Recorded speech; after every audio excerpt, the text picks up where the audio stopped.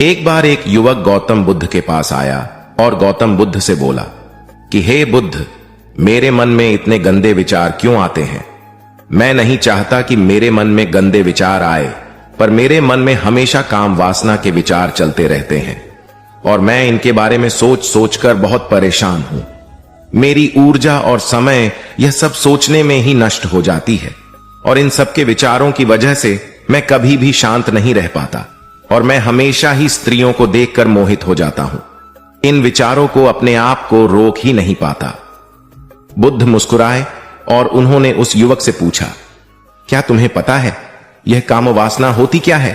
फिर लड़के ने उत्तर दिया और कहा, बुद्ध, मैं यह तो नहीं जानता कि काम वासना होती क्या है, पर हां, ये जो भी है बहुत बुरी चीज है। फिर बुद्ध ने उस युवक से कहा कि सबसे पहले तो तुम्हें यह समझना है कि प्राकृतिक रूप से जो भी चीज हमारे अंदर है वह बुरी नहीं है। हमारे जीवन में उसकी कुछ ना कुछ जरूरत है। वासना कोई बुरी बात नहीं है। यह तो हमारे मन की एक भावना है जो हमें किसी ना किसी चीज की कमी का एहसास करवाती है और फिर हम उस चीज को पाने के लिए उस चीज की तरफ आकर्षित हो जाते हैं। जैसे अगर तुम्हारे पास धन की कमी है तो तुम में धन पाने की वासना उत्पन्न हो जाएगी। तो वासना कुछ और नहीं, बस एक प्रकार की कमी है जो कि एक प्रकार की जरूरत का एहसास है। और जब यह जरूरत शारीरिक हो तो हम इसे काम वासना का नाम देते हैं। युवक ने गौतम बुद्ध को कहा कि बुद्ध, मुझे काम वासना का मतलब तो समझ में आ गया, पर आप मुझे यह बताइए कि यह आती कहां से है और कैसे आती है। गौतम बुद्ध ने कहा कि काम वासना कहीं से आती नहीं है, यह तो हमारे अंदर ही होती है और इसका होना तो जरूरी भी है, तभी तो मानव जाति का विस्तार होगा। युवक ने कहा, जब यह हमारे अंदर ही है और जरूरी भी है तो फिर लोग इसे गलत क्यों बोलते हैं? बुद्ध ने कहा कि यही तो समस्या है। लोगों ने काम वासना को गलत तरीके से सोच लिया है। इसे छिपाने की, दबाने की कोशिश करते हैं। काम वासना गलत नहीं है, बल्कि काम वासना का गलत तरीके से प्रयोग करना गलत बात है। लोग जिससे प्रेम करते हैं बस उसी के लिए जीने लग जाते हैं, उसे पाना ही अपना लक्ष्य बना लेते हैं और उसी के बारे में हमेशा सोचते रहते हैं, पर यह सब गलत है। बुद्ध ने युवक से कहा, क्या तुम्हें पता है जानवरों में भी काम वासना होती है? युवक ने उत्तर दिया, हां बुद्ध, जानवरों में भी काम वासना होती है, क्योंकि जानवर भी तो आखिर अपनी पीढ़ी को आगे बढ़ाएंगे।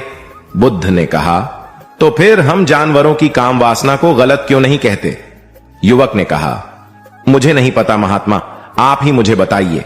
गौतम बुद्ध ने कहा कि जानवर अपनी काम वासना का प्रयोग आनंद प्राप्ति के लिए नहीं करते, वह तो सिर्फ संतान उत्पन्न करने के लिए ही काम वासना का उपयोग करते हैं। जानवरों को प्रकृति ने इतनी समझ नहीं दी कि वह काम वासना को अपने सुख का आधार बना सके, जबकि मनुष्य अपनी समझ के बलबूते पर प्रकृति में पाई जाने वाली प्रत्येक वस्तु को अपने सुख के लिए प्रयोग करता है। हम इंसानों ने ही काम वासना को अपने सुख का साधन बना लिया है, जबकि प्रकृति ने तो हमें अपने वंश को आगे बढ़ाने के लिए दिया था, लेकिन इंसानों ने इसे अपने जीवन का परम लक्ष्य बना रखा है और इस तरह से काम वासना का भी लगाम हो जाना गलत है। युवक ने पूछा, महात्मा जी, ये काम वासना हम पर हावी क्यों होती है? तब गौतम बुद्ध ने कहा कि सुनो, अब जो मैं तुम्हें बताऊंगा उसे तुम ध्यानपूर्वक सुनना। काम वासना का सारा खेल तुम्हें समझ आ जाएगा, तुम्हें तुम्हारे सारे सवालों का जवाब मिल जाएगा, बस तुम्हें ध्यान से सुनकर समझना है। एक बार की बात है, एक आश्रम में गुरु और उनके शिष्य रहा करते थे, जो रोजाना आश्रम के बाहर स्थित गांव में भिक्षा लेने के लिए जाते थे। उस आश्रम का एक शिष्य जिस गांव में भिक्षा लेने जाता था, उस रास्ते में एक नदी पड़ती थी। एक दिन उसने देखा कि एक लड़का पेड़ के पीछे छिपा है। वह उस लड़के के पास गया और उससे जाकर बोला, भाई, तुम इस पेड़ के पीछे छिपकर क्या देख रहे हो? लड़के ने कहा, अरे तुझे नहीं दिख रहा कि मैं क्या देख रहा हूं? तब शिष्य ने नदी की तरफ देखा तो वहां पर कुछ लड़कियां पानी भर रही थीं। वो लड़कियां 14-15 साल की होंगी। तब उसने उस लड़के से कहा, अरे भाई, वहां पर तो लड़कियां पानी भर रही है, इसमें छिप कर देखने वाली क्या बात है? तब वो लड़का शिष्य की तरफ देखकर उससे कहता है, अरे पागल, तुम्हें दिखाई नहीं दे रहा कि कैसे यह परियां नदी से पानी निकाल रही है? जरा उनकी अदाओं को तो देखो, उनके कोमल शरीर को देखो, उनकी पतली कमर को देखो, और उनके बाल उनकी कमर पर कैसे लहरा रहे हैं, मानो सुंदरता बिखरी पड़ी हो। शिष्य ने फिर नदी की तरफ देखा और इस बार वह इससे देखता ही चला गया। उसे किसी भी बात का कोई डर नहीं था, लेकिन अब वो छिपने लगा और उन लड़कियों को देखने लगा। और जब वो छिपकर उन लड़कियों को देख रहा था, तभी वह अचानक अंदर से कांप गया और उसने कहा कि यह मैं क्या कर रहा हूं, मैं जो कर रहा हूं वह सही नहीं है, मुझे यहां से चले जाना चाहिए। और फिर वह जल्दी से वहां से चला गया। वो आश्रम पहुंच जाता है। आश्रम जाकर वो अपने कार्यों में लग गया, लेकिन जो अब भी वह देख कर आया था वहीं उसकी आंखों के सामने बार बार आ रहा था। उसके मन में वही दृश्य चल रहा था, उसके मन में वही सब कुछ देखने के लिए लड़ाई हो रही थी। उसका किसी भी काम में मन नहीं लग रहा था। सुबह होते ही वह रोज जल्दी ही भिक्षा के लिए आश्रम से निकल जाता और उस नदी के पास वाले पेड़ के पास जाता, और जहां पर वह लड़का पहले से मौजूद रहता था, उस लड़के के साथ मिलकर लड़कियों को छुप छुप कर देखता था। अब वह रोज ऐसा करने लग गया। यह उसके रोज का काम हो गया। अब उस शिष्य का मन किसी भी काम में नहीं लगता था। वो हमेशा ही किसी ना किसी प्रकार के विचार में उलझा रहता। वो आश्रम के कार्यों को भी ठीक ढंग से नहीं कर रहा था। न वो ठीक से सो पाता था और न वो ठीक से खाना खा पाता था। उसका मन बेचैन सा रहता था। उसका मन बार बार उन लड़कियों के सौंदर्य को देखने के लिए तरसता था। जब गुरु शिक्षा देते तब भी उसका मन कहीं और विचारों में खोया रहता था। गुरु ने अपने शिष्य की इन हरकतों को जान लिया था। तब एक दिन गुरु ने शिष्य को अपने पास बुलाया और कहा कि आज से मैं भी तुम्हारे साथ भिक्षा मांगने चलूंगा। तुम और मैं साथ साथ भिक्षा मांगने चलेंगे। तभी शिष्य गुरु को मना करते हुए बोला, नहीं गुरुदेव, आप परेशान क्यों हो रहे हो, मैं अकेला ही ठीक से भिक्षा मांग सकता हूं। गुरु ने शिष्य से कहा कि ठीक है, तुम अकेले ही भिक्षा मांगने जाओ। शिष्य तुरंत वहां से भिक्षा मांगने के लिए निकल गया। उसके जाने के बाद गुरु भी आश्रम से निकल गए और शिष्य का पीछा करने लगे कि वो कहा जाता है, किससे मिलता है।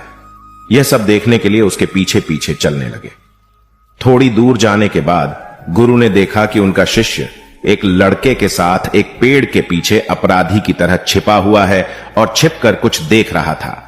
गुरु भी अपने शिष्य के पीछे जाकर खड़े हो गए कि आखिर उनका शिष्य क्या देख रहा है, जिसे देखने के लिए वो पेड़ के पीछे अपराधियों की तरह छिपा पड़ा है। गुरु ने देखा कि उनका शिष्य पेड़ के पीछे छुपकर लड़कियों को देख रहा था, जो कि नदी से पानी भर रही थी। तभी गुरु ने शिष्य को कहा कि तुम क्या देख रहे हो। अपने गुरु की आवाज सुनकर वह शिष्य घबरा गया और उसके पसीने छूटने लगे। वह थर थर कांपने लगा, जैसे किसी चोर को चोरी करते समय रंगे हाथों पकड़ लिया हो। उसकी हालत खराब हो गई। वो कुछ भी नहीं बोल रहा था। उसके मुंह से कुछ टूटे फूटे शब्द भी बाहर निकल रहे थे। वो अपने गुरु से नजर भी नहीं मिला पा रहा था। गुरु ने शिष्य की तरफ देखा और कहा कि मेरा शिष्य तो निडर था, उसे तो किसी भी चीज का डर नहीं था, लेकिन यह क्या तुम तो डर के मारे कांप रहे हो। शिष्य ने गुरु से कहा कि मुझे माफ कर दो गुरुदेव, मेरा इसमें कोई दोष नहीं है। उस लड़के ने मुझे बहका दिया था, लेकिन आपसे मैं वादा करता हूं कि आज के बाद मैं ऐसा कभी दोबारा नहीं करूंगा। मुझे माफ कर दो गुरुदेव। गुरु ने शिष्य से कहा कि कोई बात नहीं, पर इस बात का तुम ध्यान रखना कि हम जैसी संगति करते हैं वैसा ही फल हमें प्राप्त होता है। उसके विचार हमारे अंदर प्रवेश करते हैं, इसीलिए अच्छी संगति करो जिससे तुम्हारे अंदर अच्छे विचारों का प्रवेश हो। फिर गुरु और शिष्य आश्रम लौट आए और फिर से आश्रम के कार्यों पर ध्यान देने लगे। उसने उस रास्ते को छोड़ दिया और दूसरे रास्ते से जाने लगा। वो अपने काम को ध्यान से करता, लेकिन धीरे धीरे उसके अंदर क्रोध उत्पन्न हो गया और फिर वो दूसरों पर क्रोध करने लगा और बेचैन रहने लग गया। अब वो सही समय पर भोजन भी नहीं करता था। वो भोजन भी बहुत कम खाता था। एक रात गुरु शिष्य के पास आए और उसे बोले कि अब तक तुमने कितनी बार अपना वादा तोड़ दिया। यह सुनकर शिष्य अपने गुरु के चरणों में गिर गया और रोने लगा। रोते रोते ही उसने गुरु से कहा कि गुरुदेव, मैं कई बार अपना वादा तोड़ चुका हूं, फिर वादा कर लेता हूं, लेकिन हर बार मैं वादा तोड़ देता हूं। मेरा मन मेरे नियंत्रण में है ही नहीं। मैं बहुत कोशिश करता हूं कि मैं अपने मन से सारे बुरे विचारों को निकाल डालूं, लेकिन मैं चाहकर भी ऐसा नहीं कर पा रहा हूं। फिर गुरु ने शिष्य को कहा कि चलो मेरे साथ। गुरु शिष्य को आश्रम के बगीचे में लेकर गए और शिष्य से कहा कि देखो, यहां पर कुछ नालियां बनी हुई है जिससे नदी का पानी इन पौधों तक आ रहा है और यह पानी एक निरंतर भाव से बह रहा है। क्या तुम इस पानी के बहाव को रोक सकते हो? शिष्य ने कहा कि हां गुरुदेव, मैं इस बहाव को रोक सकता हूं। फिर शिष्य ने मिट्टी उठाकर उस नाली में डाल दी। वो पानी थोड़ी देर के लिए रुक गया और फिर थोड़ी देर बाद उस मिट्टी के ऊपर से पानी बह गया। गुरु ने शिष्य से कहा, अरे ये क्या, ये तो पानी रुका ही नहीं। फिर शिष्य ने कुछ कंकड़ पत्थर उठाकर उस नाली में डाल दिए और फिर थोड़ी देर के लिए पानी रुक गया, लेकिन फिर थोड़ी देर बाद ही उन कंकड़ पत्थर के ऊपर से पानी निकल आया। फिर गुरु ने कहा कि यह क्या हुआ, पानी तो फिर से बह गया। तुम तो बोल रहे थे कि तुम इसे रोक दोगे। क्या हम किसी काम को रोकना चाहे तो क्या हम उसे रोक नहीं सकते? तब शिष्य ने कहा, कोई बात नहीं गुरुदेव, मैं इस पानी को तो आपको रोक के दिखाऊंगा। वह फिर से एक बड़ा सा पत्थर लेकर आया और उसे नाली पर डाल दिया और पानी रुक गया। तब गुरु से कहा कि देखा गुरुदेव, मैंने कहा था ना कि पानी को मैं रोक दूंगा। मैंने पानी को रोक दिखाया, आपकी बात मैंने पूरी कर दी। गुरु मुस्कुराए और बोले, अच्छा जरा ध्यान से देखो, पानी रुक गया। क्या वो तो पीछे की नाली तोड़कर बाहर आ गया और अगल बगल से बह रहा है, और ध्यान से देखो इस पत्थर को आगे भी आ गया और ये पानी अपना रास्ता बदलकर फिर से आगे की तरफ बह जाएगा। और फिर थोड़ी देर बाद ऐसा ही हुआ। फिर गुरु ने शिष्य को समझाया कि तुम्हारे साथ भी तो ऐसा ही चल रहा है। तुम बार बार प्रयास कर रहे हो, बड़े से बड़ा प्रयास कर रहे हो, पर हर बार तुम्हारा प्रयास टूट रहा है और यह हमेशा टूटता ही रहेगा। तुम कितना भी बड़ा पत्थर रख लो, लेकिन पानी तो अपना रास्ता बना ही लेगा।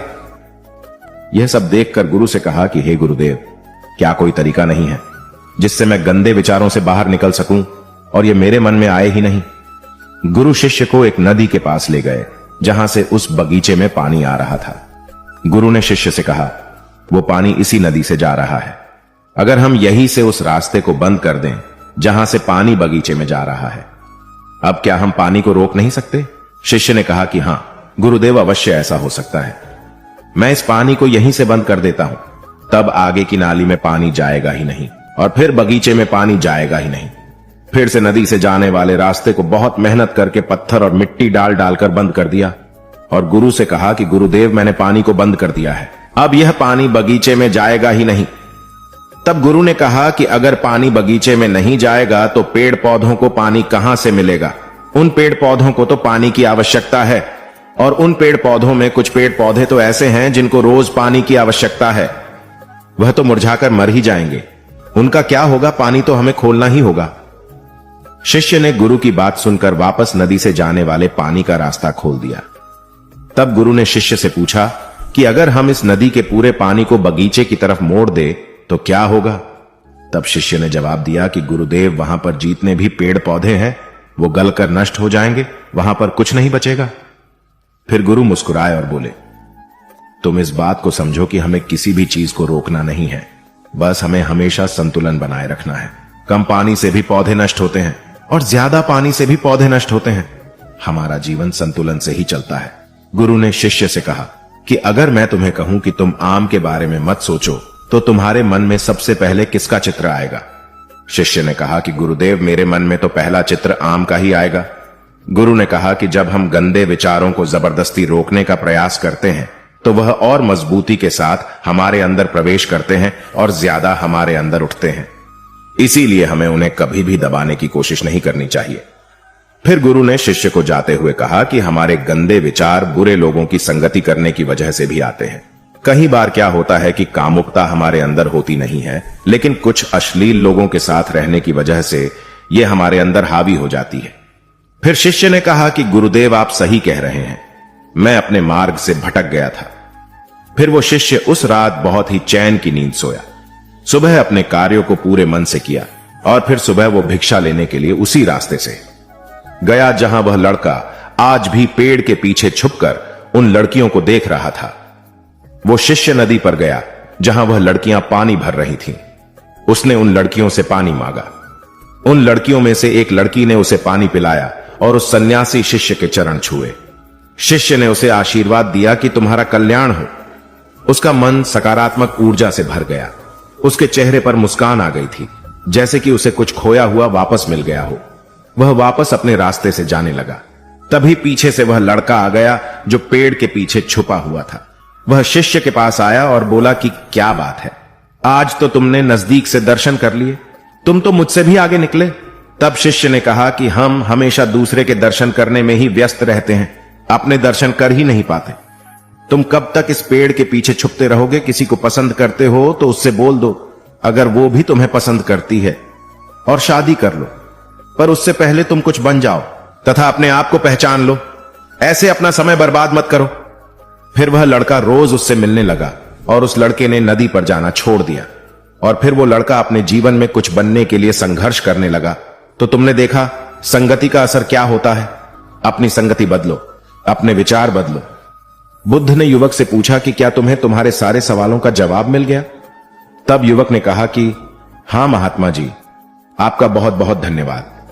तब गौतम बुद्ध ने युवक से कहा कि जब तुम्हारे मन में गंदे विचार आए तब आप अपने आप को दोषी मत मानो। यह शरीर है और यह सब इसमें हजारों वर्षों से सीखा है।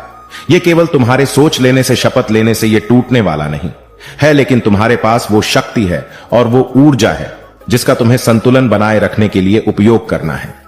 तुम एक जीवित ऊर्जा हो जो कुछ भी अनुभव करने के लिए स्वतंत्र हो, जो कुछ निर्माण करने के लिए स्वतंत्र हैं। इसीलिए तुम अपने आप को पहचानो। दोस्तों, आपको यह कहानी कैसी लगी हमें कमेंट करके जरूर बताना और ऐसी ही और कहानियों के लिए सब्सक्राइब का बटन जरूर से दबा देना।